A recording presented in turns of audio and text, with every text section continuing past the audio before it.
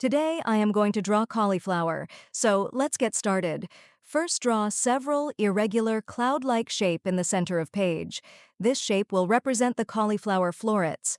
Make sure they overlap and vary in size to create a natural look.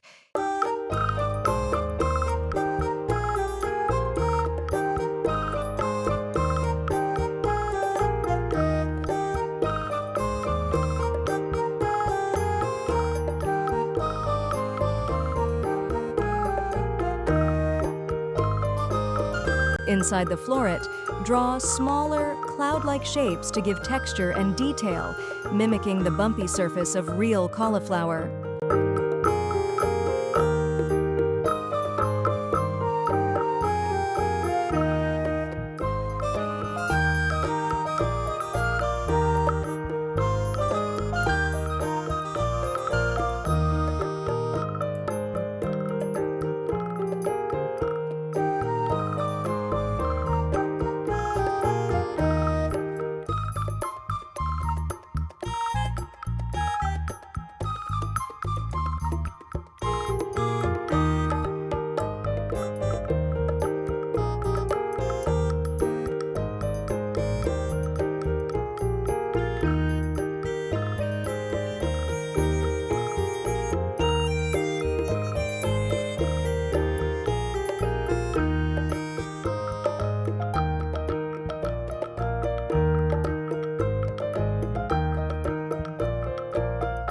Now draw the leaves.